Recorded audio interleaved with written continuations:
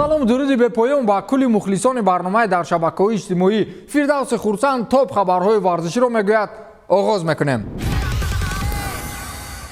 9 гол дар як бозӣ. Манчестер Сити ва Лестер дар Боксинг Дей чӣ намоиша ташкил кардан? Ин дастаҳо Боксинг Дейро ба бозии хеле пуршиддат ва бо 9 голи умумӣ оғоз намуданд. Чанд рекордҳо ҳам сабт карда шуд. Лестер Сити охирин бор соли 2003 муқобили Астон Вилла чунин барвақт гол сар дода буд ки он вақт дар 18 дақиқа аллакай дарвозабони ҳамонвақтаи Лестер 3 маротиба ба дарвозааш гол хӯрда буд. 4 гол танҳо дар қисми аввал. Чунин натиҷа метавонист дастаи ҳарифро дар қисми аввал шикаста ва ноумед гардонад. Аммо мисле ки имшаб ин анъана ва рӯҳия ба Лестер ҳеҷ рабте надошт. Онҳо 20 дақиқаи аввали қисми дуюм тамоман дигар даста буданд. Ҳамин қадар Ситиро ба танг оварданд ки қариб шоҳиди камбеки таърихӣ аз ҷониби рӯбаҳон дар майдони Иттиҳод мегардидем. Дар ҳамин 20 дақиқаи фаъолӣ онҳо тавонистанд 3 гол ба дарвозаи шаҳриҳо ворид созанд. Бозингарони Сити дар ҳоле ба худ омаданд ки аллакай ҳисоби бозӣ 4-3 буд ва имкони пирӯз омадани ҳариф бештар ба назар мерасид. Гвардиола бошад дар арафаи наздикӣ ба камбеки ҳариф аз усули дигар кор гирифт ва 2 голи дигар ба ҳадаф расониду бозиро 6-3 хотима дод. Охирин маротиба дар Боксинг Дей соли 1991 танҳо Манчестер Юнайтед тавониста буд бо чунин ҳисоб дастаи Олдхемро мағлуб карда бошад. Вақте Сити қодир аст ки ҳарифро бо ҳисоби 6-3 мағлуб намояд, пас бо кадом сабаб мо Ливерпулро беҳтарин dastavu Jürgen Kloppро беҳтарин мураббӣ бигӯем?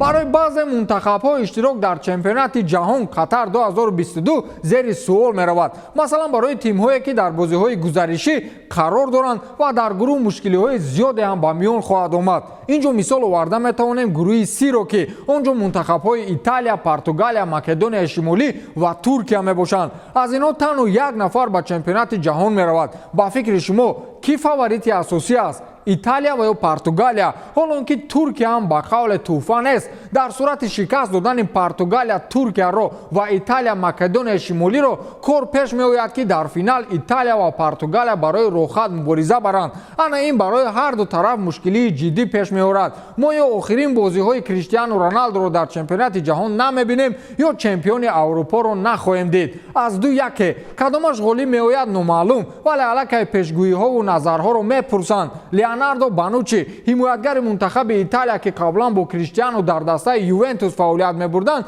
дар ин мавзӯъ изҳори назар кард. Ӯ гуфтааст ки ман бо Роналдо ҳарф задам ва мо дар мавриди бозии эҳтимолии Португалия ва Италия андешаҳои худро гуфтему хандидем. Намедонам натиҷаи ин бозӣ чӣ мешавад, вале ӯ 100% медонад ки ба пойҳояш аз ҷониби ман чанд зарба мехӯрад. Шӯхиомез гуфтааст Леонардо Банучи. Мисли Банучи чандин нафарҳо дар Барселона нақша доштанд ки пойҳои ӯро шикананд, вале мошин намешиканад.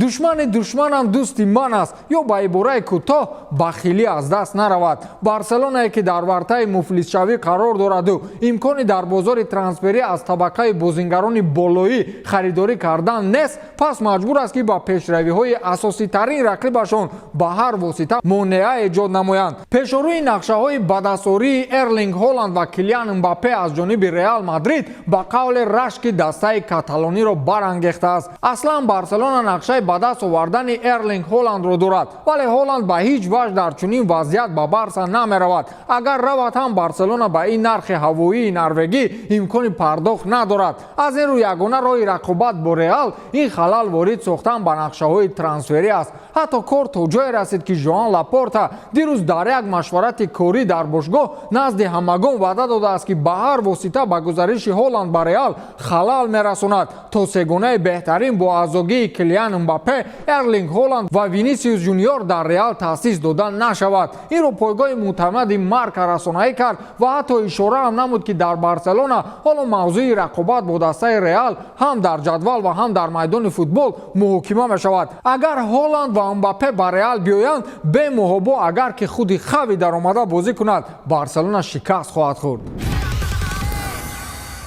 میگویند کسی رود برکتش را با خود میبرد، لیکن برکت مسی آخر نداشته است. با خدادادگان ستیزه مجوی. بارسلونا حالا هم پیراهن‌های مسی را با سایه دستش به فروش گذاشته است و از این حساب مبلغ‌های کلان کار میکند. اگر باور ندارد پس به اینترنت مغازه‌های دسته بارسلونا مرور نمایید. آنجا پیراهن مسی با سایه دست اصلی به فروش گذاشته شده است که 1170 یورو نرخ دارد. با 643 یورو ممکن است که دستبند کاپیتانی او را که در آن لیو نوشته شده است خریداری کرد. مسی باشد حالا شرف دسته PSG را حمایت میکند و دسته پاریژی نیز با استفاده از اعتبار ارژنتینی تجارت فروش محصولات های به مسی ربط داشته را به بازار می‌دارد که از حساب این درآمد کلان پولی به دست میآید. شما چی گمان دارید در اینترنت مغازه های بارسلونا از همه نرخ بلند را مال های به مسی ربط داشته دارند؟ من هم همین خیلی گمان کردم، ولی مثل که در کاتالونیا میان مردم از مسی هم شخصانی با آبرو بودند.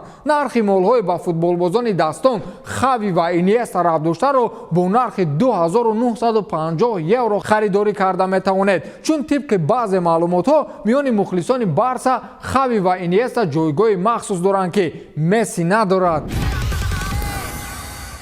فدراسیون بین المللی امور و تاریخ فوتبال در آخر سال منتخب رمزی قاره اروپا را ترتیب داد. از موسفدان چون انانا کریستیانو رونالدو در خط حمله است. همراه با او در خط حمله نام کلیان امباپه و روبرت لواندوفسکی نوشته شده است. جورجینیو، نگولو کانته و کوین دبروینه خط نیم حمایه را پر کردند و در خط حمایه باشد نام روبن دیاش از منچستر سیتی، جورجو کلینی و لیوناردو بانوچی از یوونتوس و اسپلیکویتا باشد از چلسی نوشته شده است. در زبان منتخب رمزی اروپا جان لویجی داناروما انتخاب گردیده است و فدراسیون مذکور برای این بازیگران مربی توماس توخل متخصص آلمانی را انتخاب نمودند. در این رمضان دسته‌سازی معین گردید که اکثریت فوتبال بازان این دسته در باشگاه‌های انگلیسی فعالیت می‌برند و به محبت دسته‌های انگلیسی نسبت به دیگر دسته‌های توپ 5 اروپا هم در جایزه‌گیری و هم در بازی فعال‌ترند. از این رو کریستیانو هم می‌دانست با کجا رود و در کجا امکان جایزه گرفتن بیشتر است. مسی بیچاره در کل حیاتش یک اشتباه کرد که با PSG رفت. اونجا جایزه نه بلکه پول زیاد کار میکنه، ولی فلسفه دیگر هم هست که پول باشد در جنگل شوربا پیدا می شود. نازکی دیگر فوتبال این است که وقت فوتبال باز یک دسته به دسته دشمن میگذرد آبرو و اعتبارش پیش مخلصان دسته قبلیش به صفر برابر میگردد. از این رو فوتبال بازان به چنین کارها توکل نمیکنند. مثلا که از سببهای گزارش نیمار به PSG این با یک واسطه گزارش کردن به ریال بود که نقشه ها عملی نشد، وگرنه حالا نیمار با بازی‌هایش با پیراهن ریال به عصب مخلصان بارسلونا بازی میکرد. گپ سر بازیگر ترک تبار خاکان چالخانوغلو میرود که تابستان همین سال از دسته میلان به دسته دیگر میلانی اینتر گزارش کرد. اون زمان مخلصان میلان هنگامه برپا کردند و حتی کار تا جای رسید که مخلصان در شبکه‌های مجازی به تنش‌های لفظی پرداختند. تا امروز چالخانوغلو در این موضوع تماما خاموش بود و بحث و نافهمی‌های مخلصان که خاتمه نیافت مجبور شد که به منبر برآمده وضعیت را فهماند. او گفته است که وقتی من به اینتر آمدم کاریر ورزشی هم به پایان حرکت میکرد. برایم از این وضعیت برآمدن خیلی مشکل بود. سبب یگانه گزارشم این است که میلان 7 سال پای هم در لیگ چمپیون ها بازی نمیکرد. همه فوتبال بازان میخوان در این مسابقه با اعتبار اروپایی بازی نمایند. رفتن من از این دسته سبب‌های زیاد داشت. من انتظار بودم که میلان برای مخلصان این وضع را شرح میدهد، ولی آنها خاموش شدند. از این رو این کار رو من به دست خویش گرفتم. من میخوام در مسابقه‌های پرحشمت اشتراک نمایم، گفته است خاکان چالخانوغلو. با همین تمام، تا دیدار، خیر.